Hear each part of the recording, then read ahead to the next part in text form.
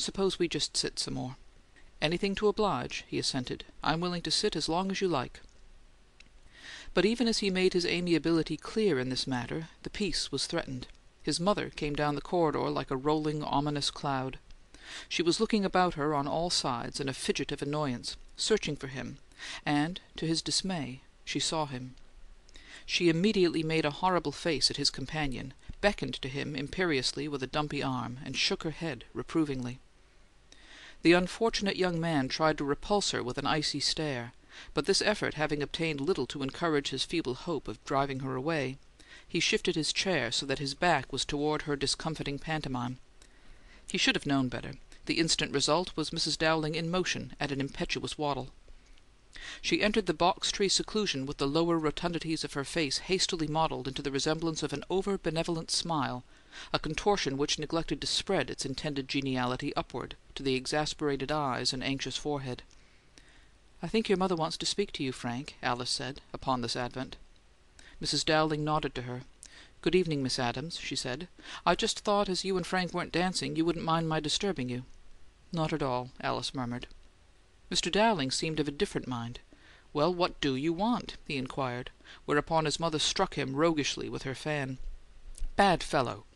She turned to Alice. "I'm sure you won't mind excusing him to let him do something for his old mother, Miss Adams." "What do you want?" the son repeated. "Two very nice things," Mrs. Dowling informed him. "Everybody is so anxious for Henrietta Lamb to have a pleasant evening, because it's the first time she's been anywhere since her father's death, and of course her dear grandfather's an old friend of ours, and—" "Well, well," her son interrupted. "Miss Adams isn't interested in all this, mother."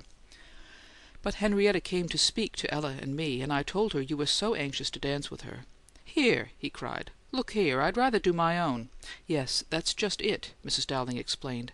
"I thought it was such a good opportunity, and Henrietta said she had most of her dances taken, but she would give you one if you asked her before they were all gone. So I thought you'd better see her as soon as possible." Dowling's face had become rosy. "I refuse to do anything of the kind."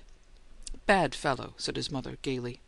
"I thought this would be the best time for you to see Henrietta, because it won't be long till all her dances are gone, and you've promised on your word to dance the next with Ella, and you mightn't have had a chance to do it then.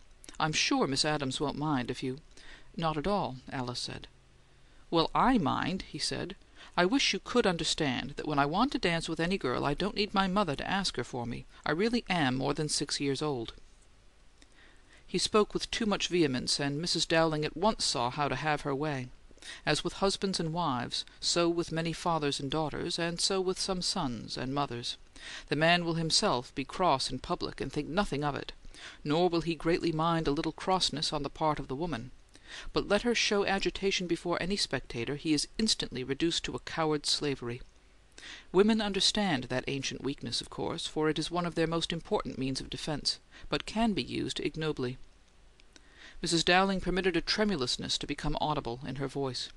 "It isn't very pleasant to be talked to like that by your own son before strangers." "Oh, my, look here!" the stricken Dowling protested. "I didn't say anything, mother. I was only joking about how you never get over thinking I'm a little boy. I only—" Mrs. Dowling continued. "I just thought I was doing you a little favour. I didn't think it would make you so angry." "Mother, for goodness' sake! Miss Adams'll think—" "I suppose," Mrs. Dowling interrupted piteously, "I suppose it doesn't matter what I think."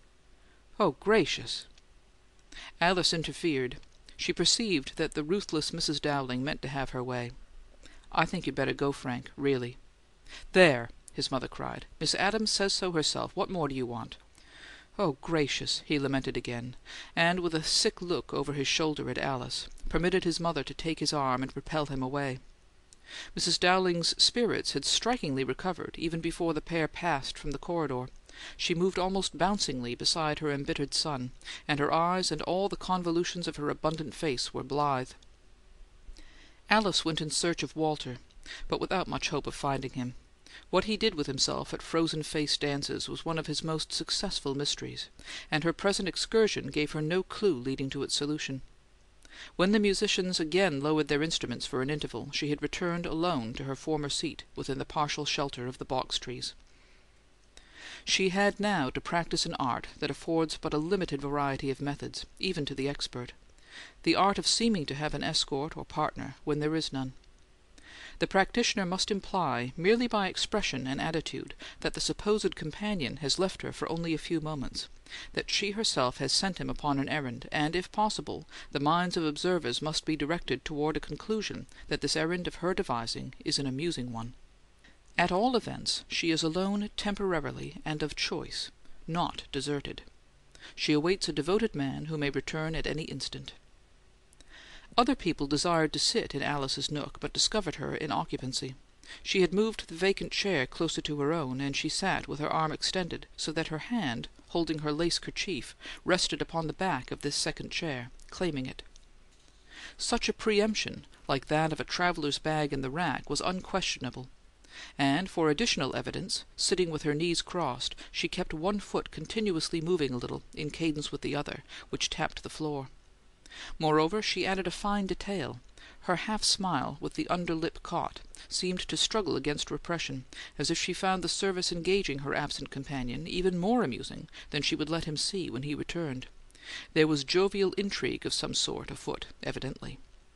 Her eyes, beaming with secret fun, were averted from intruders, but sometimes, when couples approached, seeking possession of the nook, her thoughts about the absentee appeared to threaten her with outright laughter, and though one or two girls looked at her skeptically as they turned away, their escorts felt no such doubts, and merely wondered what importantly funny affair Alice Adams was engaged in. She had learned to do it perfectly. She had learned it during the last 2 years. She was 20 when, for the first time, she had the shock of finding herself without an applicant for one of her dances. When she was 16, all the nice boys in town, as her mother said, crowded the Adamses' small veranda and steps, or sat near by, cross-legged on the lawn, on summer evenings; and at 18 she had replaced the boys with the older men. By this time most of the other girls, her contemporaries, were away at school or college, and when they came home to stay they came out, that feeble revival of an ancient custom, offering the maiden to the ceremonial inspection of the tribe. Alice neither went away nor came out, and in contrast with those who did, she may have seemed to lack freshness or lustre. Jewels are richest when revealed all new in a white velvet box. And Alice may have been too eager to secure new retainers, too kind in her efforts to keep the old ones. She had been a belle too soon. End of Chapter 7.